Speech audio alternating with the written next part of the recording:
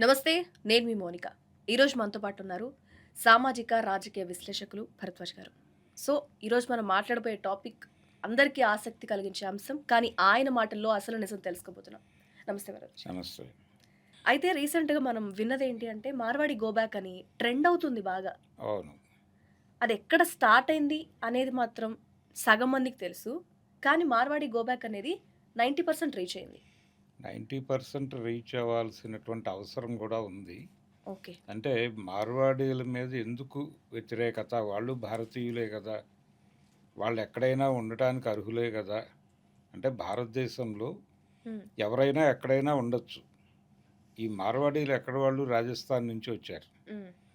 గుజరాతీ బనియాలు, రాజస్థానీ మార్వాడీలు లేనటువంటి ఊరు లేదు అనే పరిస్థితి. అంటే వాల్మీకి పద్యం ఒకటుంటుంది. 10 కొంపలను లేని పల్లెనైన రామభజన మందిరం ఒకటి వలయుగాక అని. అలా ఇప్పుడు 10 కొంపలు లేని పల్లెలో కూడా ఒక బాలాజీ ప్రొవిజన్ స్టోర్ అనేది ఉంటుంది. మనకు పాత రోజుల్లో ఒక జోక్ ఉండేది. హ్మ్. ఎవరెస్ట్ పర్వతాన్ని ఎక్కాడాయన. ఎవరు? టెన్సింగ్ నార్కే. హ్మ్. ఎక్కిన తర్వాత అక్కడ జెండా పాతాడు. పాతి వెనక్కి తిరగగానే ఒక కేరళ అతను చాయ్ అన్నాడని ఆ రోజుల్లో ఒక జోక్ ఉండేది. అంటే ఇతను అక్కడికి అంత కష్టపడి ఎక్కే టైంకి అక్కడ ఒక కేరళ వాడు టీ స్టాల్ పెట్టున్నాడు అని. అయితే ఇప్పుడు పరిస్థితి ఏంటంటే బాలాజీ ప్రొవిజన్ స్టోర్ ఉంటుంది అక్కడ. అలాంటి పరిస్థితి తీసుకొచ్చారు వీళ్ళు. అంటే యాక్చువల్‌గా హైదరాబాద్ నిర్మాణం జరిగినప్పుడే హ్మ్. వీళ్ళకి చార్మినార్ దగ్గర 2 వీధులు గుజరాతీ బనియాలకి, 2 వీధులు రాజస్థాన్ మార్వాడీలకి ఇచ్చారు. అంటే ఎప్పుడు కరెక్ట్ టైం మనం తెలుసుకోగలమా సార్? ఏది? చార్మినార్ దగ్గర అంటే అప్పటి పాలకులు. ఏది? నిజాం ప్రభువులు. ఓహ్! అప్పుడు వాళ్ళకిచ్చినది 2 లైన్స్ మాత్రమే. హ్మ్. ఓహ్! ఇచ్చి అక్కడ మీరు మీ మీ మీ జీవనం మీరు కొనసాగించండి అని చెప్పారు. హ్మ్. హైదరాబాద్ అనేది ఇప్పుడు కాస్మోపాలిటన్ ఇవన్నీ మాట్లాడుతున్నారు గానీ, ఈ నిర్మాణంలోనే అన్ని అన్ని ప్రాంతాల వాళ్ళని, అన్ని భాషల వాళ్ళని, అన్ని మతాల వాళ్ళని ఎమర్జ్ చేసుకోవాలనేటువంటి ఒక ప్రోగ్రామ్ ఉంది. ఇది అందుకనే భాగ్యనగరం అనే పేరు కూడా ఉంది దీనికి. హ్మ్. కాబట్టి ఇక్కడేదో రిజిడ్‌గా ఉన్నారు అలాంటిది కాదు. హ్మ్. అయితే మార్వాడీలతో వచ్చిన గొడవ ఏంటంటే, హ్మ్. వీళ్ళు ఇక్కడ లోకల్‌గా ఉన్నటువంటి వ్యాపారాలని కబ్జా చేసి, ఈ వ్యాపారాల మీద బతుకుతున్నటువంటి ఇక్కడ లోకల్ కులాలున్నాయి. అంటే కోమట్లు వ్యాపారం చేస్తారు అనేది మనందరికీ తెలిసిన విషయం. అయితే సార్ ఇక్కడ మనం ఒక విషయం క్లారిటీ తెచ్చుకోవాలి. మీరు చెప్పిన దాని ప్రకారం మార్వాడీస్‌కిచ్చింది 2 లైన్‌లన్నారు. హ్మ్. సామాజికంగా మన తెలుగు వాళ్ళందరికీ తెలిసిందేంటంటే కోమట్లు వ్యాపారం చేస్తారు అని. అవును. అయితే వీళ్ళు ఈ ప్లేస్‌ని ఎప్పుడు రీప్లేస్ చేశారు? ఎలా జరిగింది ఇదంతా అనేది మాత్రం పెద్ద బిలియన్ డాలర్స్ క్వెషనే. అవును. అంటే మీరు జనరల్‌గా మనకి కూడా ఒక వ్యాపార కులం ఉంది. కులం అంటే ఏమిటి? వృత్తే. వాళ్ళు చేసుకునే ఒక వృత్తి. వృత్తి. దాన్ని అంటే కులాల కింద మార్చిన పరిస్థితి కులమే దౌర్భాగ్యం మనదేనా? వర్గము ఇక్కడ భారత ఓకే. సమాజంలో కులమే వర్గము, కులమే అన్నీ. హ్మ్. ఒక్కొక్కరికి అంటే శ్రమ విభజన అనే మాట వాళ్ళు వాడారు ఆల్రెడీ. శ్రమ విభజనలో భాగంగా ఒక్కొక్క కులానికి ఒక్కొక్క బాధ్యత అప్పజెప్పాము అని మంత్రాలు చదివేటువంటి వాళ్ళు బ్రాహ్మలని, వ్యాపారం చేసేవాళ్ళు వైశ్యులని, ఇలా ఈ ఈ ప్రాతిపదికన భుజాల నుంచి క్షత్రియులు పుట్టారని, తొడల నుంచి వైశ్యులు పుట్టారని, ఇలా మనకి తల నుంచి బ్రాహ్మలు పుట్టారని, ఇలా ఒక చిత్రణ, ఒక నేరేటివ్ ఉంది మనకి. హ్మ్. ఈ నేరేటివ్‌లో నుంచి పాదాల నుంచి శూద్రులు పుట్టారని, హ్మ్. ఇలా ఒక నేరేటివ్ ఉంది మన దగ్గర. హ్మ్. చాతుర్వర్ణాలు ఆయన దగ్గర నుంచి పుట్టాయి అనేది ఒక భగవంతుడి నుంచి అలా ఆవిర్భవించినటువంటి కుల వ్యవస్థ అనేది చెప్తారు. హ్మ్. కానీ దాని ప్రకారం చూసినా గానీ ఇక్కడ ఒక కోమట్లు వ్యాపారం చేసుకొని బతుకుతారు వాళ్ళు. ఈ వ్యాపారాలని డిస్టర్బ్ చేశారు వీళ్ళొచ్చి. హైదరాబాదులో బంగారు వ్యాపారం అనేది మీరు పంజాగుట్ట వెళ్ళండి. హ్మ్. పంజాగుట్టలో ఉన్నటువంటి జ్యువెలరీ షాపులన్నీ మార్వాడీలవే. అంటే చాలా ఏరియాస్‌లో మార్వాడీస్‌వే ఉండడం మేము గమనించాము. ఇప్పుడున్న మా ఎక్కడైనా జనరేషన్ టోటల్‌గా వాళ్ళంతా అలాగే చూసాము. మార్వాడీలు చేతుల్లో మాత్రమే బంగారం వ్యాపారం ఉంది. ఉంది. అవును. యాక్చువల్‌గా ఒకప్పుడు కోమట్లు చేసుకునేవాళ్ళది. హుహు. వాళ్ళని దాని నుంచి బయటకి పంపించేశారు. అలాగే రీటైల్ బిజినెస్. అంటే కిరాణా కొట్లు ఇలాంటివి కూడా కోమట్లు చేసుకునేవాళ్ళు. కానీ ఇప్పుడు కోమట్లను దానిలో నుంచి కూడా బయటకు పంపించేసి వీళ్ళు ఈ బాలాజీ ప్రొవిజన్ స్టోర్స్ పెట్టేసి అక్కడి నుంచి కూడా కోమట్లను గెంటేశారు. ఏమైపోయారు మరి ఈ కోమట్లు అంటే వీళ్ళందరూ గుమస్తాలుగా మారారు మార్వాడీల దగ్గర. ఇప్పుడు మార్వాడి జ్యువెలరీ షాపుల్లో వీళ్ళు గుమాస్తాలుగా పనిచేస్తున్నారు. ఇది ఇక్కడే కాదు, విజయవాడలో కూడా ఇదే పరిస్థితి. విజయవాడ వన్ టౌన్లో శివాలయం వీధి అని ఉంటుంది. హ్మ్. ఆ వీధి మొత్తం కూడా ఒకప్పుడు జ్యువెలరీ షాపులే, అవును. అవి అవును. మొత్తం కౌంట్లే. వాళ్ళందరూ ఇప్పుడు వెళ్ళిపోయారు అక్కడ ఇళ్ళు అమ్మేసుకుని, హ్మ్. ఇళ్లతో సహా అమ్మేసుకుని వాళ్ళందరూ మధురానగర్ అనే ప్రాంతానికి వెళ్ళిపోయి ఈ షాపులన్నీ మార్వాడీలు టేక్ ఓవర్ చేసేసి వాళ్ళ దగ్గర గుమాస్తాలుగా కోమట్లు పనిచేస్తున్నారు. ఇది ప్రతి ఊళ్ళోనూ జరుగుతోంది. మార్వాడిని ఊర్లోకి రానిస్తే మనం బతకలేము అని కోమట్లు కొన్ని ఊళ్ళల్లో మనుషుల్ని పెట్టి కాపలాలు పెట్టుకున్నటువంటి సందర్భం కూడా నాకు తెలుసు. నిజంగానా? నిజంగానే మచిలీపట్నంలో హ్మ్. మచిలీపట్నంలోకి మార్వాడిని ఎంటర్ కాకుండా చేయటం కోసం వాళ్ళు సాయుధంగా తిరిగేటువంటి కొంతమంది కుర్రాళ్ళని కాపలా పెట్టి దాడులు చేయించి వాళ్ళని ఏదో రకంగా ఊళ్ళో నుంచి పంపించేయాలి అనే ప్రయత్నాలు చేసిన సందర్భం కూడా ఉంది. అలాగే పొద్దుటూరు అని ఉంటుంది రాయలసీమలో, హ్మ్.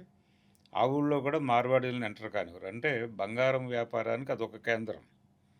అక్కడికి కూడా మార్వాడీలని రాకుండా వాళ్ళు చాలా కట్టుదిట్టమైన చర్యలు తీసుకుంటున్నారు, ఇప్పటికీ తీసుకుంటున్నారు. అంటే ఒక రకంగా ఇక్కడున్న పరిస్థితులు అక్కడ రాకూడదని ముందు జాగ్రత్త తీసుకున్నారనుకోవచ్చా? అవును. హ్మ్. ఇలా ప్రతి చోట కూడా మార్వాడీలు వాళ్ళు అక్కడ లోకల్గా ఉన్నటువంటి ప్రజలు వాళ్ళ జీవన విధానాన్ని డిస్టర్బ్ చేసే పద్ధతిలో ఉన్నారు. ఈ డిస్టర్బ్ చేయటం అనేదే ప్రమాదం వాళ్ళతో. ఈ మార్వాడి గో బ్యాక్ అనేటువంటి నినాదం పుట్టడానికి ఇది కారణం. ఎప్పుడైతే వీళ్ళు మీరు చెప్పినట్టు గుమస్తాలుగా వీళ్ళు మారిపోయారో, మేమేంటి అంటే తరతరాల నుంచి వస్తుందే గదా! అవును. మా తండ్రులు, తాతలు చేసింది కాకుండా మేమెందుకు ఈ పరిస్థితిలోకి వచ్చామన్న వాళ్ళ హ్మ్. ఆవేదన దీన్ని స్ట్రాంగ్ చేసిందని చెప్పుకోవచ్చు. అవును. కానీ అంటే ఒక రకంగా ఒక పద్ధతి ప్రకారం మనం నడిచే జీవన విధానం డిస్టర్బ్ అవుతున్నట్టు ఇది కూడా కల్తీ అయిందని అనుకోవచ్చా? అది తప్పు మాట. ఈ ఒక్క ఏది వర్డ్ చెప్పండి. అదే కల్తీ. కల్తీ అంటే ఎప్పటినుంచో ఒకటి నడుస్తున్నప్పుడు మధ్యలో వేరేదొచ్చి కలిస్తే దాన్ని కల్తీ అనాలా వద్దా? అవును. ఇది కల్తీ కల్తీయే అది. అయినట్టా? కాదా? కల్తీయే. హ్మ్. అంటే ఇప్పుడు ఒకటి మాత్రమే కాదు, ఈ మార్వాడీలు బనియాలు మాత్రమే కాదు, అన్నీ. వీళ్ళు అన్ని కులాలని డిస్టర్బ్ చేస్తున్నారు. కోమట్లను ఎలా బయటకు పంపించారో వ్యాపారం నుంచి చూసాం మనం. అలాగే కాంట్రాక్టులు చేసుకుని బతికేటువంటి కొన్ని కులాలు ఉన్నాయి. కాంట్రాక్టులు, ఇతర వ్యాపారాలు, సినిమాలు ఇలాంటి వ్యాపారాలు చేసుకుని బతికే ఏరియాకి కూడా వీళ్ళు విస్తరించిపోయారు. విస్తరించి ఫర్ సె ఎగ్జాంపుల్ చెప్పగలరా సార్? సెంట్రల్ పూల్ వర్క్స్ అన్నీ కూడా ఇప్పుడు ప్రధానంగా వాళ్ళకే వెడుతున్నాయి. అంటే అంబానీ కాంపౌండ్‌లోకో లేకపోతే అదానీ కాంపౌండ్‌లోకో వెళ్తున్నాయి. వీళ్ళిద్దరూ కూడా గుజరాతీ బ్యాచే. అంటే మీరు గుజరాతీకి కనెక్టివిటీ ఉంది. ఇంత విస్తరించడానికి వీళ్ళ వీళ్ళ ఎదుగుదలని చూసి కనెక్టివిటీ అనేది నేషనల్ వైడ్‌గా వెళ్ళిందనేది తేటతెల్లం అయిపోయినట్టే. ఇప్పుడు మీరు చెప్పిన పాయింట్ బట్టి చూస్తే. ఇది ప్రోగ్రామ్‌గా జరుగుతోంది. ఇది ప్రాసెసింగ్‌లో ఉన్నదా? ఇప్పటివరకు జరిగింది మాట్లాడాము. ప్రోగ్రామింగ్‌లో జరుగుతోంది ఇది. ఒక డిజైనింగ్‌గా, హ్మ్. ఒక డిజైన్డ్ ప్రోగ్రామ్‌గా జరుగుతోంది ఇది తరతరాలుగా. ఇది ఎవరికీ తెలియని అంశం నాకు తెలిసి. అంటే ఇంత స డీటెయిల్డ్‌గా తెలుసుకోవాలన్న ఆలోచన కూడా చేసి ఉండకపోవచ్చు. అంటే వీళ్ళు ఈ సెంట్రల్ పూల్ వర్క్స్ అన్నీ వీళ్ళ కాంపౌండ్‌లోకి వెళ్ళిపోయి, వాళ్ళ దగ్గర నుంచి సబ్ కాంట్రాక్టులు తీసుకొని చేసుకుంటున్నారు ఇక్కడున్నటువంటి కాంట్రాక్టర్లు. అలాంటి పరిస్థితి. ఎలాగైతే కోమట్లు గుమాస్తాలుగా మారారో, ఈ కాంట్రాక్టులు, ఇతరత్రా పనులు చేసుకునేటువంటి కులాల వాళ్ళు అలా తయారయ్యారు. అలాగే వీళ్ళు ఈ అంటే బ్యూటీ పార్లర్ కావచ్చు, లేకపోతే ఇప్పుడు హెయిర్ స్టైలింగ్ ప్రోగ్రాము ఇవన్నీ, బార్బర్ షాపులు ఇవి కూడా వాళ్ళు పెట్టేస్తున్నారు. వాళ్ళు ఎంటర్ కానిది ఎక్కడన్నా ఉందా అనేది. లేదు. నిజంగా లేదు. వాళ్ళు అన్ని ఏరియాల్లోనూ పెట్టుబడులు పెట్టేస్తారు. పెట్టేసి వాళ్ళు ఒక పెద్ద బిగ్ స్కేల్ లాండ్రీ షాపులు కూడా పెట్టేస్తారు, డ్రై క్లీనింగ్. హ్మ్. పెట్టేస్తే అందులో రజకులు వెళ్ళి పని చేసుకుంటూ ఉంటారు. వాళ్ళు కూలీలుగా ఉంటారు, వీళ్ళు యజమానులుగా ఉంటారు. అలాగే ఈ బార్బర్ షాపుల్లో కూడా వాళ్ళు బిగ్ స్కేల్లో పెడతారు. దానిలో వీళ్ళు పని చేసుకుంటూ ఉంటారు, డబ్బులు వాళ్ళకి వెళ్తూ ఉంటాయి. ఇలాంటి వ్యవహారాలు జరుగుతున్నాయి. అందుకని అన్ని కుల వృత్తుల్లోకి వీళ్ళు ఎంటర్ అయిపోయారు పెట్టుబడులతో. ఈ పెట్టుబడులు ఎక్కడి నుంచి సమకూర్చుకుంటారంటే వీళ్ళకి ఒక బ్యాంక్ ఉంటుంది. ఆ బ్యాంకు వీళ్ళకి చాలా తక్కువ వడ్డీకి, అంటే రూపాయి వడ్డీ కూడా కాదు, ఇంకా తక్కువకి, రూ. 1/2 వడ్డీకి వీళ్ళకి డబ్బులు ఇస్తారు. మీరు ఆ బ్యాంక్ పేరు రివీల్ చేస్తారా? ఎందుకు, ఇక్కడ ఉంది వాళ్ళ మార్వాడి బ్యాంకే. అంటే వాళ్ళ బ్యాంకే ఉంది ప్రత్యేక. అవును, వాళ్ళ కోసమే ఒక బ్యాంక్ పెట్టుకున్నారు వాళ్ళు, ఒక వ్యవస్థని, ఒక ఫైనాన్సింగ్ వ్యవస్థ ఉంది వాళ్ళకి.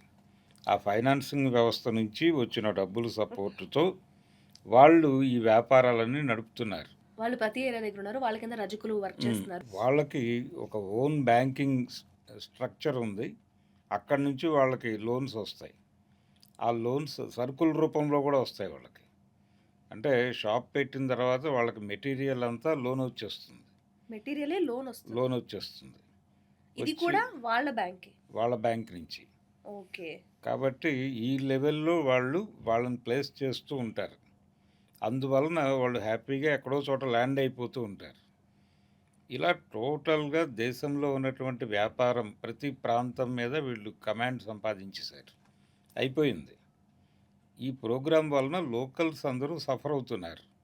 దీనికి ఇంకొక ఎక్స్టెన్షన్ రూపం ఏంటంటే, భారతదేశం మొత్తం కూడా, అంటే భారతదేశం అని అంటున్నాం కానీ ఇప్పుడు దక్షిణ భారతదేశం, ఉత్తర భారతదేశం కింద డివిజన్ తీసుకుంటే, ఉత్తర భారతదేశం దక్షిణ భారతదేశాన్ని తిని బతుకుతోంది అని అనుకోవచ్చు. కేవలం ఈ విషయంలోనే కాదు, చాలా విషయాల్లో కూడా చాలా విషయాల్లో దక్షిణ భారతదేశంలో ఉన్న దక్షిణ డబ్బుని భారతాన్ని అలా తీసుకెళ్లి ఉత్తర భారతదేశంలో దక్షిణ పెడుతున్నారు. భారతాన్ని తిని ఉత్తర భారతం బతుకుతోంది.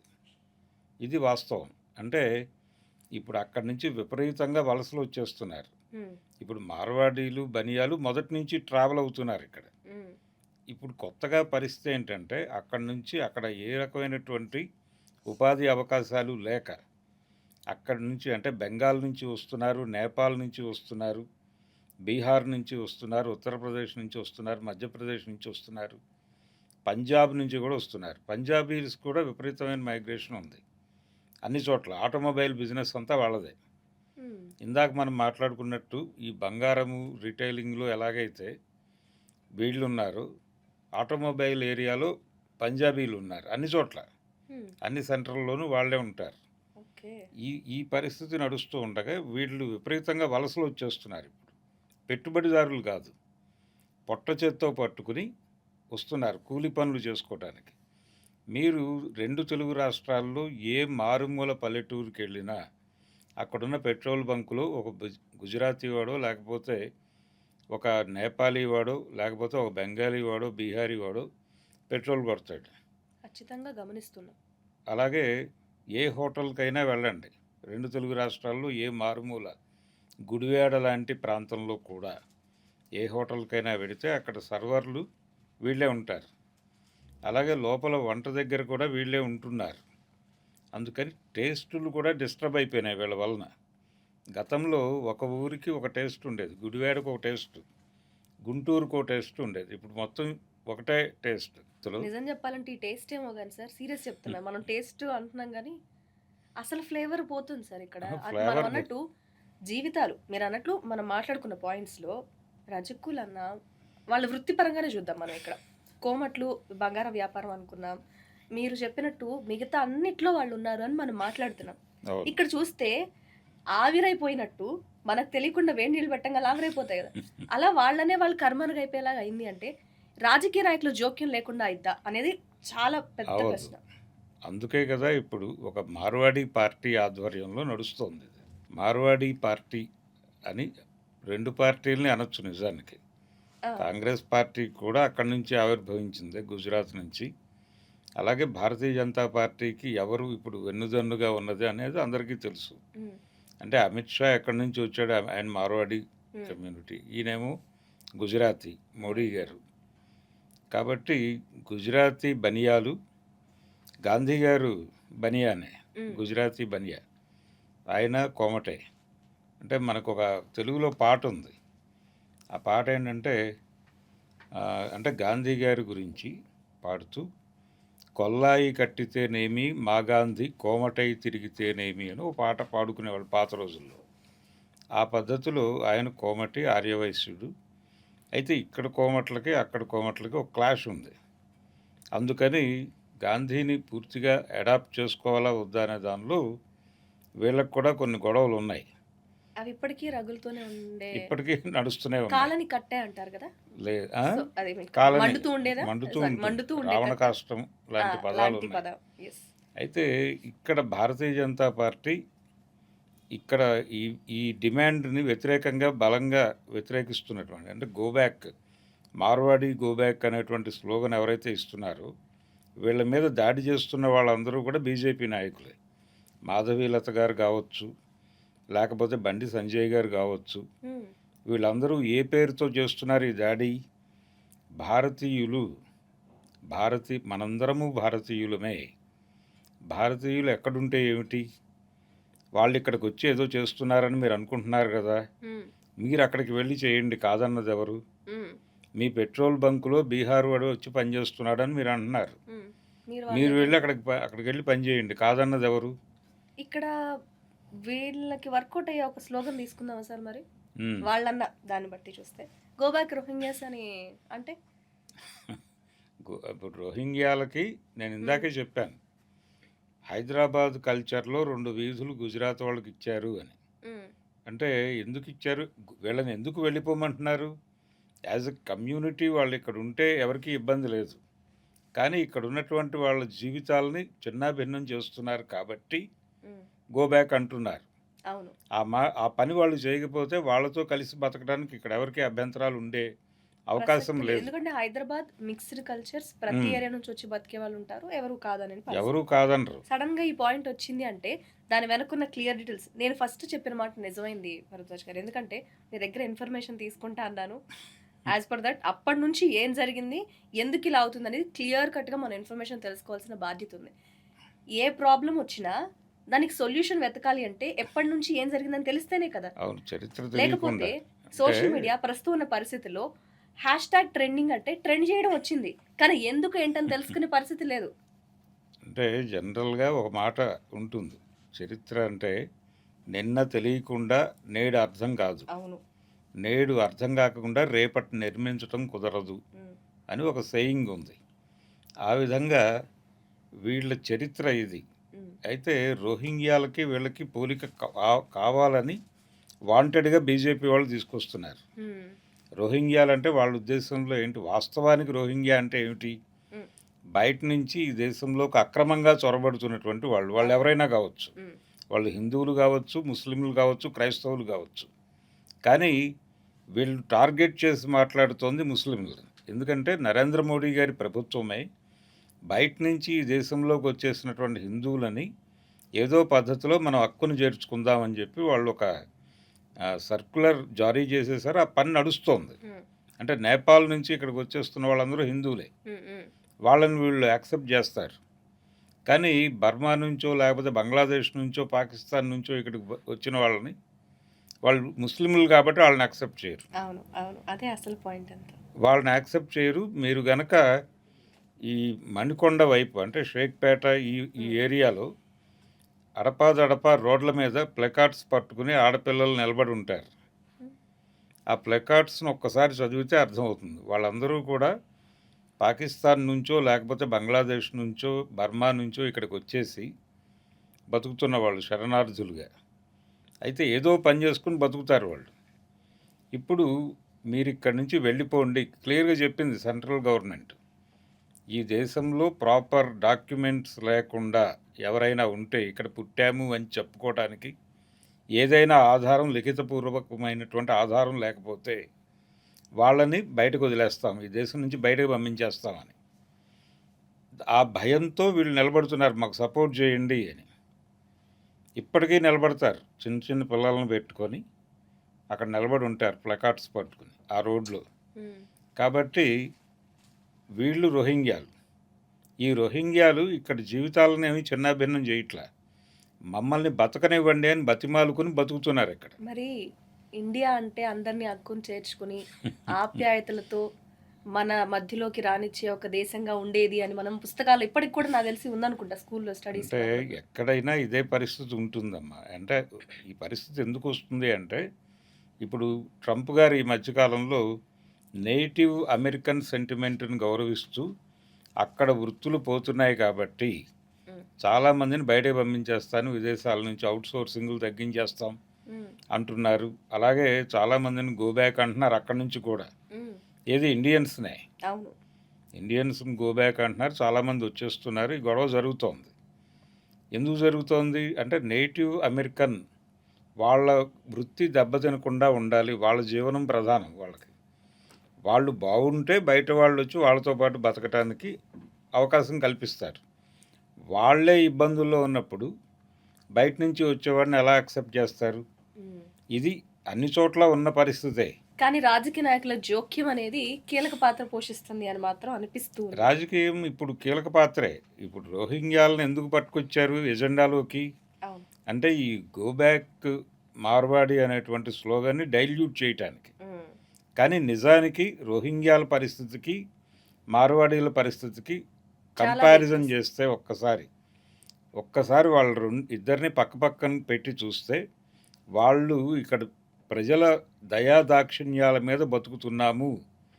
మా మీద ఇంకొంచెం దయ చూపించండి అని అడుక్కుంటున్నారు వాళ్ళు. అడుక్కుంటున్నారు లిటరల్లీ. రోడ్డు మీద ఉన్నారంటే అదే కదా అదే సిట్యుయేషన్. పరిస్థితి. హ్మ్. మార్వాడీలు అలా లేరు. హ్మ్.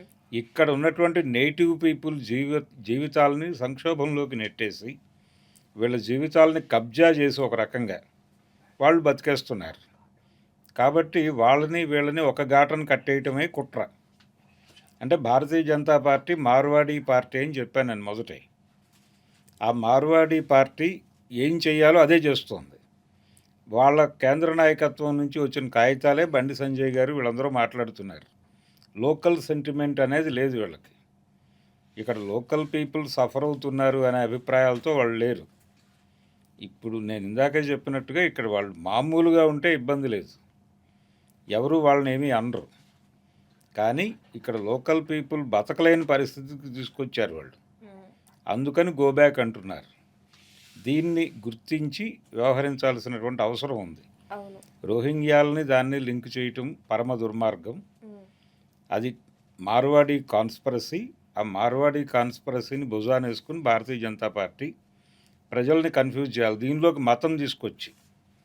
అంటే హిందూ మతం ప్రమాదంలో ఉంది ఇస్లాం నుంచి హ్మ్. అనేది మొదటి నుంచి వాళ్ళు మాట్లాడుతున్నారు. ఈ రోజున కొత్తగా కాదు. ఇక్కడ మతాన్ని కూడా తీసుకొస్తున్నారు భారతీయ జనతా పార్టీ నాయకులు.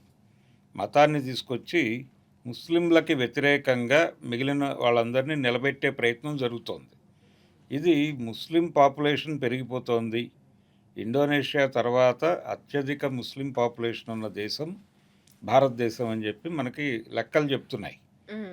కాబట్టి ఇక్కడ హిందూ మతం మైనారిటీగా మారిపోయే ప్రమాదం ఉంది త్వరలో. అంటే ఆల్రెడీ ముస్లిమ్స్‌కి పర్సనల్ లాస్ వలన వాళ్ళ పిల్లల్ని విపరీతంగా కనేశారు. అంటే వాళ్ళు కుటుంబ నియంత్రణలు ఇవేం పాటించకుండా, హ్మ్. అలాగే బహుభార్యాత్వం ఉందక్కడ. వాళ్ళు 3, 4 పెళ్ళిళ్ళు చేసుకొని విపరీతంగా పిల్లల్ని కనేసి జనాభా పెంచేస్తున్నారు అని స్కూల్ పిల్లలకు కూడా వీళ్ళు చెప్పేస్తారు. తర్ఫీదు చేస్తారు. యాంటీ ముస్లింగా వాడిని తయారు చేస్తారు. హ్మ్. ఈ ప్రోగ్రామింగ్ అంతా చాలా 80ల నుంచి జరుగుతోంది ఇది. హ్మ్. అంటే అద్వానీ గారు ఏకాత్మతా యజ్ఞం అనే పేరుతో రథయాత్ర ప్రారంభించిన క్షణం నుంచి ఈ దేశానికి ఇస్లాం అనేటువంటి ప్రమాదం ఉంది అని చెప్తూ వస్తున్నారు. వాళ్ళు అదే చెప్తున్నారు ఇప్పుడు కూడా. అందుకని రోహింగ్యాలను బయటకు పంపించేస్తే ఈ దేశం నుంచి మనం ముస్లిం జనాభాని కొంత కట్టడి చేసిన వాళ్ళం అవుతాం అని చెప్తున్నారు. ఇదొక దుర్మార్గం. అంటే వీళ్ళు చేసేటువంటి దుర్మార్గాలను జస్టిఫై చేసుకోవటానికి ముస్లింల మీద నెపం వేసి వాళ్ళని వీళ్ళని పోల్చి చూపించి దానికి యువతల వాళ్ళని సెంటిమెంట్లు దీనిలోకి తీసుకురావడం కోసం ఆ విషయానికి మతం రుద్ది మత ప్రాతిపదికన తమ మీదకి ఎవరు దాడి చేయకుండా చూసుకుంటూ హ్మ్. ఇన్ని రకాల రాజకీయ క్రీడలు ఆడేస్తోంది మనం భారతీయ జనతా ఒకసారి పార్టీ. క్లియర్‌గా మాట్లాడుకుందాం సార్. మీరు భారతీయ జనతా పార్టీ అని డైరెక్ట్ అన్నారు. బట్ ఇక్కడ పాయింట్ ఏంటంటే, ఫస్ట్ నుంచి వీళ్ళ వ్యాపారాలు వృద్ధి కావడానికి కారణం ఉమ్, అమిత్ షానే అని డైరెక్ట్‌గా చెప్పేశారు. అవును. ఫిక్స్. ఆ తర్వాత లోకల్‌గా రాకపోవడానికి ఎల్‌కే అద్వానీ టైం నుంచి అది స్లోగన్ స్టార్ట్ అయింది. వీళ్ళొద్దు అనే పాయింట్‌ని తీసుకొచ్చి ఈ గో బ్యాక్ మార్వాడి దాన్ని, గో బ్యాక్ రోహింగ్యాస్‌ని కలిపేసి మేము చేస్తుంది కరెక్టే అని సమర్థించుకుంటున్నారు అని చెప్పారు. అవును. ఇంత జరుగుతుంటే ఆప్షన్‌గా మనం చూసేది కాంగ్రెస్ పార్టీని. ముఖ్యంగా మన తెలంగాణ గురించి గో బ్యాక్ స్టార్ట్ అయింది ఇక్కడే కాబట్టి, అవును. కాంగ్రెస్ పార్టీ ఏం చేస్తుంది? అంటే ఇప్పుడు చెయ్యగలుగుతుందా? అనేది ఇక్కడ ప్రశ్న. లోకల్‌గా ఉన్నటువంటి కాంగ్రెస్ ప్రభుత్వం, హ్మ్.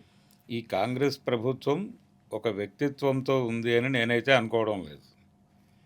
ఇప్పుడు ఎలా అయితే బండి సంజయ్ గారి స్టేట్మెంట్ కేంద్రం నుంచి వచ్చిందో, సేమ్ నేషనల్ పార్టీ అక్కడ రాహుల్ గాంధీ గారి రాహుల్ ఆధ్వర్యంలోనో గాంధీ నుంచి లేకపోతే కాదు. పార్టీ ఆఫీస్ కేంద్ర నుంచి. ప్రభుత్వం, ఆ! కేంద్ర ప్రభుత్వానికి వ్యతిరేకంగా మూవ్ అయ్యేటువంటి పరిస్థితుల్లో ఇక్కడున్నటువంటి కాంగ్రెస్ ప్రభుత్వం లేదు. గెలవడం గెలిచింది గానీ, కేంద్ర ప్రభుత్వం దాటి కాంగ్రెస్ పోలేదని మీరు 100% చెప్పగలుగుతారా? చెప్తాను. అలాగే ఈయన రేవంత్ రెడ్డి గారు ఎలాంటి ఓపెన్‌గా కామెంట్ కూడా చేయలేదు సిట్యుయేషన్. లేదు. లేదు. అంటే వీళ్ళు కేంద్ర ప్రభుత్వానికి అనుకూలంగానే వెళ్తారు. అంటే మాట్లాడతారు. కానీ వీళ్ళ యాక్టివిటీ అంతా కూడా కేంద్ర ప్రభుత్వ విధానాలకు లోబడే నడుస్తుంది. వ్యతిరేకంగా కూడా ఇప్పుడు మాట్లాడే పరిస్థితుల్లో వాళ్ళు లేరు. హ్మ్. కాంగ్రెస్ పార్టీ. కానీ రాహుల్ గాంధీ గారు చాలా విషయాలు మాట్లాడుతున్నాడు. ఇప్పుడు ఈ విషయం ఇంకా ఆయన ఎజెండాలోకి వెళ్ళలేదు. హ్మ్. వెడితే ఎలా స్పందిస్తాడు అనేది చూడాలి. కానీ కాంగ్రెస్ పార్టీకి కూడా మార్వాడి చరిత్ర ఉంది. బనియా చరిత్ర ఉంది. అంటే మన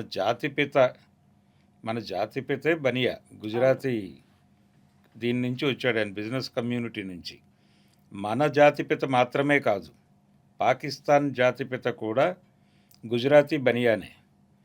మన జాతిపిత గాంధీ గారు, పాకిస్తాన్ జాతిపిత జిన్నా గారు, వీళ్ళిద్దరూ కూడా జిన్నా గారు ఆయన తాతగారు మత మార్పిడి జరగటం వలన ముస్లిం అయ్యాడు తప్ప ఆయన హిందువే. వారు కూడా బనియాలే. వీరితో పాటు వారు వ్యాపారమే చేసేవారు. వారి వారి కుటుంబం కూడా. కాకపోతే వాళ్ళు చేపల వ్యాపారం చేయటం అనేది నచ్చని బనియా కమ్యూనిటీ వాళ్ళని కూర్చోబెట్టి మీరు ఆ వ్యాపారం ఆపేయండి అన్నారు. మేము వ్యాపారం ఆపము అంటే వీళ్ళు కుల బహిష్కరణ చేస్తామన్నారు. అంటే మేము మతం మారుతామని చెప్పేసి అందుకోసం మతం మారారు వాళ్ళు. ఇస్లాం మీద ఫెయిత్‌తో కాదు. ఓకే. వ్యాపారాన్ని కాపాడుకోవడం కోసం, చేపల వ్యాపారం కోసం మతం మారారు వాళ్ళు. జిన్నా గారికి ఏ పద్ధతులు తెలియవు. ఇస్లాం పద్ధతులు ఏవీ తెలియవు ఆయన. పాటించేవాడు కూడా కాదు. హ్మ్. ఎందుకు పాటించరు అని ఎవరైనా అడుగుతారని నేను నాస్తికుడిని అని చెప్పేవాడు ఆయన. ఇలా ఇలా నడిపేశాడు ఆయన కాలక్షేపం చేసి. కాబట్టి పాకిస్తాన్ జాతిపిత, భారత జాతిపిత ఇద్దరూ బనియాలే. అందుకని కాంగ్రెస్ పార్టీకి కూడా బనియా పార్టీగానే చూడొచ్చు మనం. అంటే జాతీయ పార్టీలు ఏవైనా. ఇప్పుడు ఇది లోకల్ పార్టీల ప్రాబ్లంగా మారుతోంది. ప్రాంతీయ పార్టీల ప్రాబ్లంగా మారుతోంది. ఇప్పుడు భారతీయ జనతా పార్టీ ప్రాంతీయ పార్టీలన్నింటినీ కొనుగోలు చేస్తోంది. ఆంధ్రప్రదేశ్కి వెళ్తే ఆ విషయం చాలా స్పష్టంగా కనిపిస్తుంది. అక్కడ 3 ప్రాంతీయ పార్టీలు ఉన్నాయి. వైసీపీ ఉంది, టీడీపీ ఉంది, జనసేన ఉంది. ఈ 3 ప్రాంతీయ పార్టీల లక్ష్యం ఆ ప్రాంతపు ప్రజల ఆకాంక్షల్ని ప్రతిఫలించేలాగా వాళ్ళ బాధలు తీర్చే పార్టీలుగా నిలబడాలి. కానీ ఈ 3 పార్టీలు కూడా భారతీయ జనతా పార్టీ కంట్రోల్లో బతుకుతున్నాయి ప్రస్తుతం. ఒక జాతీయ పార్టీ కనుసన్నల్లో వాళ్ళు ఏం చెప్తే అదే. అంతకు మించి వేరే మాట్లాడే పరిస్థితుల్లో సొంత లేరు. నిర్ణయాలు తీసుకుంటే పిలిచి వార్నింగ్‌లు ఇచ్చే సిట్యుయేషన్ కూడా ఉంది అనేది మాత్రం వార్నింగులు కాదు. ఇన్‌సైడ్‌గా వార్నింగులు కాదు. స్ట్రైట్ అవే తీసుకెళ్ళి జైల్లో పెట్టేస్తారు అనే భయం ఉంది. 2 ప్రధాన పార్టీలు. కేవలం వార్నింగ్ కాదు. నేనే వార్నింగ్ అని ఫీల్ అవుతుంటే అంతకు మించి జరుగుతుందన్నమాట. అంతకు మించి జరుగుతుందనే భయం ఉంది. ఓకే. అందుకని వైసీపీ ఎన్డీఏకి వ్యతిరేకంగా మాట్లాడటం అంటే బీజేపీకి వ్యతిరేకంగా ఒక్క మాట మాట్లాడ్డా ఆయన హ్మ్. జగన్ గారు. తెలుగుదేశం పార్టీని, చంద్రబాబుని మాత్రమే ఆయన క్రిటిసైజ్ చేస్తాడు. అడపాదడపా పవన్ కళ్యాణ్ మీద దాడి జరుగుతుంది. అంతకు మించి భారతీయ జనతా పార్టీ మీద మాట్లాడు. భారతీయ జనతా పార్టీ ఆ ప్రభుత్వంలో భాగస్వామ్యం తీసుకుని ఉంది. హ్మ్. దాని గురించి ఈయన మాట్లాడు. అదొక పరిస్థితి.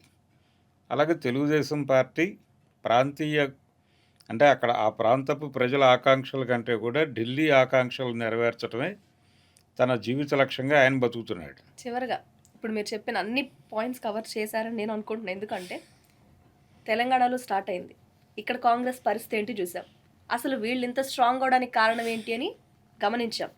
ఎందుకిలా అనంటే ఎప్పటినుంచో వాళ్ళ ప్రాబల్యం దేశవ్యాప్తంగా దేశం దాటి గూడా ఉంది కాబట్టి, దేశం దాటి ఉంది. అడ్డుపడే వాళ్ళు గూడా ఎవరు లేరు అనేది సుస్పష్టంగా అర్థమైంది. అమెరికాలో హోటల్ ఇండస్ట్రీలో కూడా మార్వాడి పెట్టుబడులు బీభత్సంగా ఉన్నాయని ఈ మధ్య ఒక లెక్క అక్కడ కూడా బయటకు తీశారు.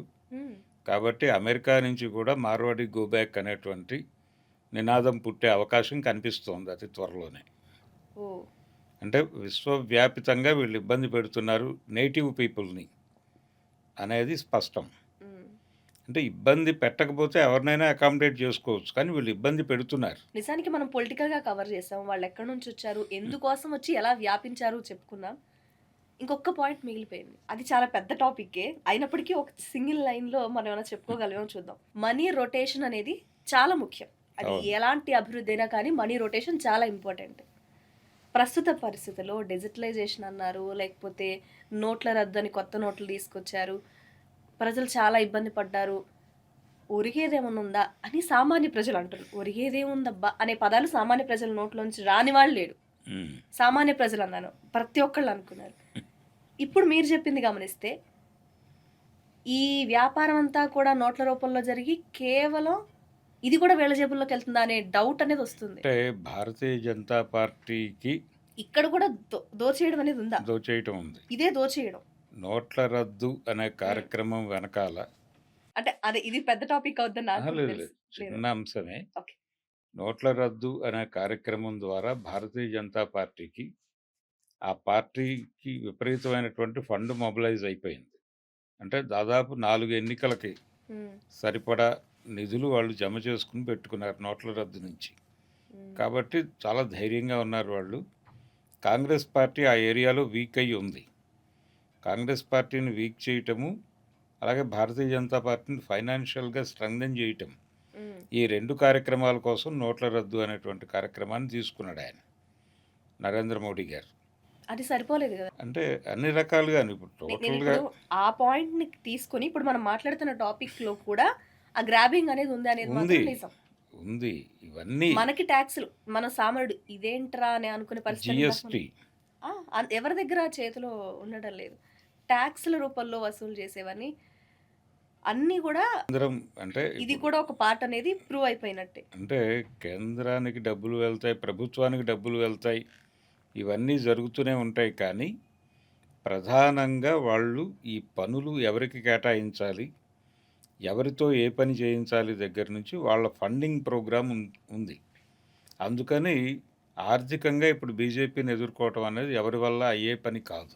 ఈ గో బ్యాక్ ఆ మార్వాడి పరిస్థితికి అనేది వచ్చేసింది. నినాదంగానే ఉంటుందనేది క్లియర్ కట్ పదం అని చెప్పుకోవచ్చా? అంటే నినాదం, ఈ నినాదానికి ప్రజలు సపోర్ట్ చేసి ముందుకు తీసుకెళ్తే, అంటే ఇది పొలిటికల్ వార్‌గా మారే పరిస్థితి అంటే రాజకీయ పార్టీలు దీని వెనకాల నిలబడతాయా లేదా అనేది అనుమానమే.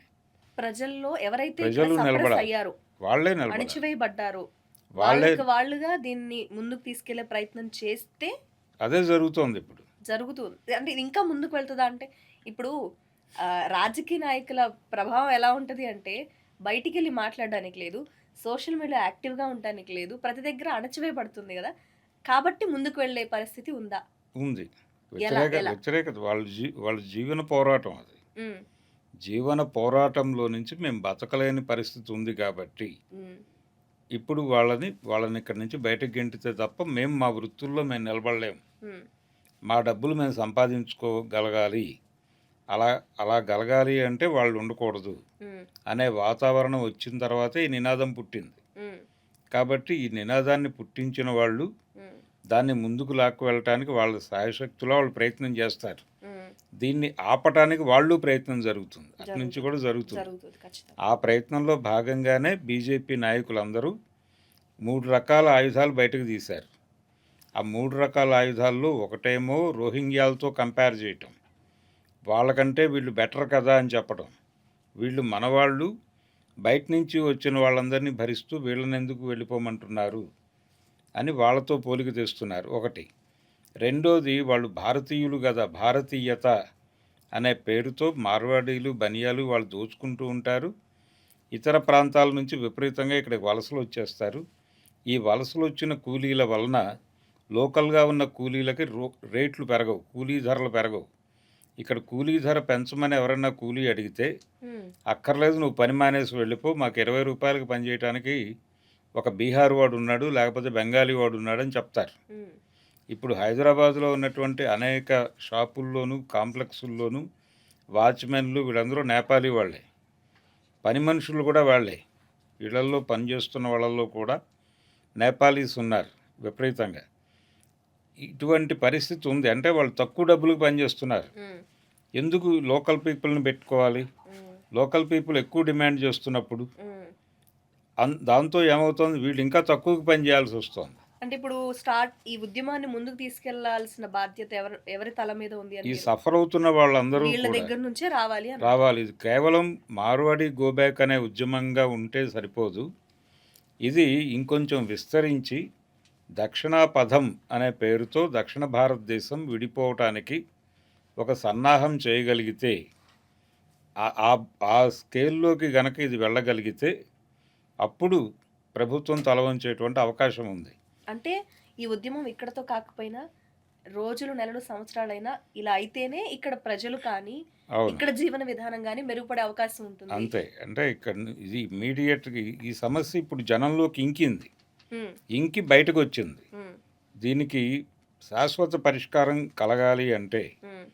ఉత్తర భారతదేశం నుంచి దక్షిణ భారతదేశం విడిపోవటమే మార్గం.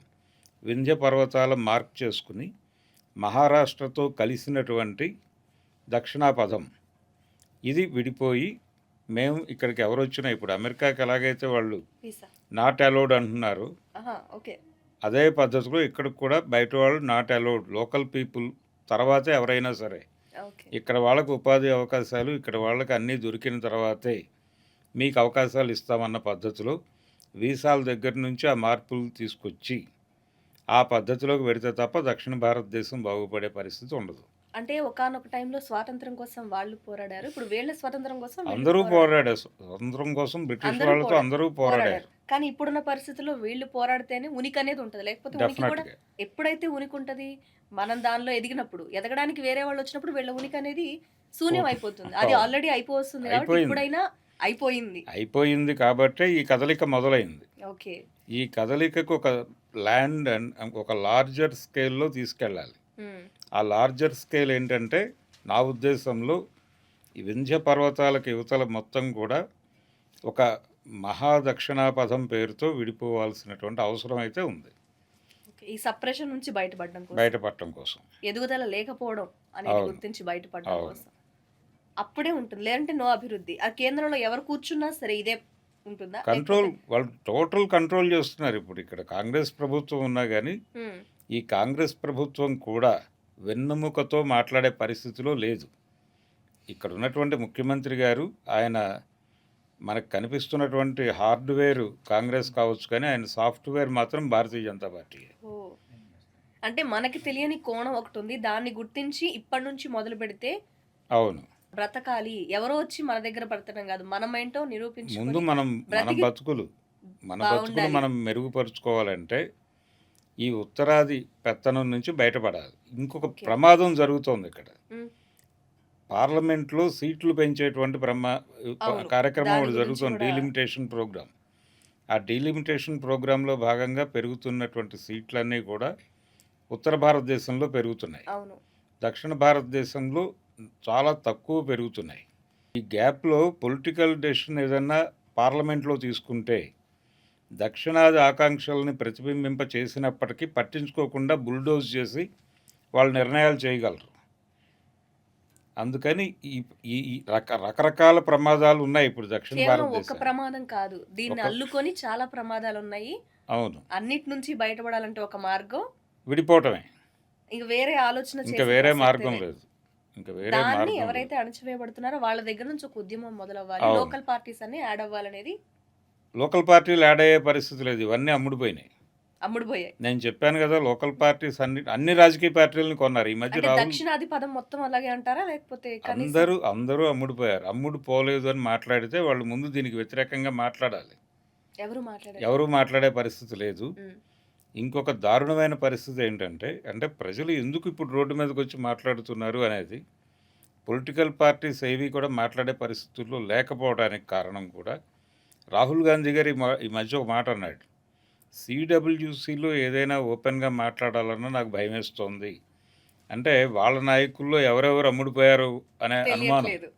తెలియట్లేదనే అనుమానం వ్యక్తం చేశాడే. అవునవునవును. ఇలా ప్రతి ఒక్కళ్ళని కొనేస్తున్నారు.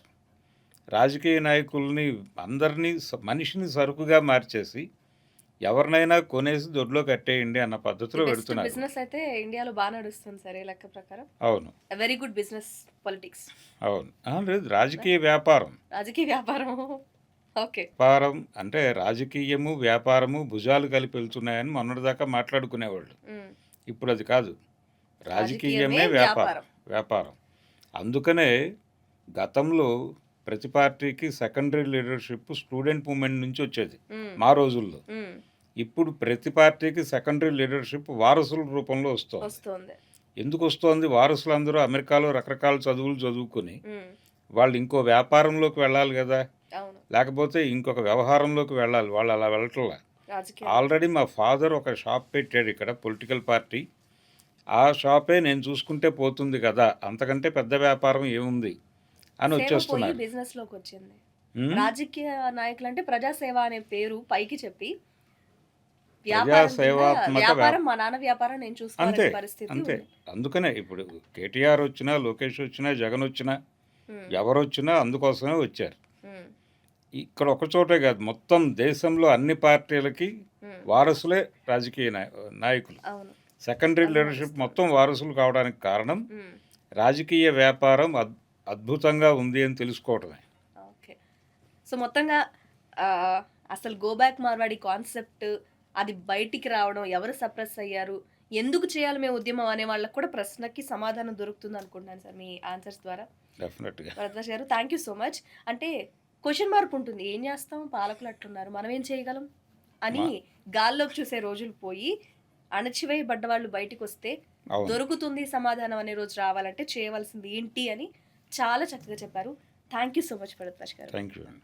సో ఇప్పటివరకు విన్న ప్రతి అంశం కూడా మిమ్మల్ని ఆకట్టుకుంటుందని మనసారా ఆకాంక్షిస్తున్నాం. ఇదొక నిజం ప్రతి ఒక్కళ్ళకి తెలియాలని కూడా అనుకుంటున్నాం. ఈ వీడియోని ఖచ్చితంగా షేర్ చేయండి. Thanks for watching. Thank you so much. Thank you.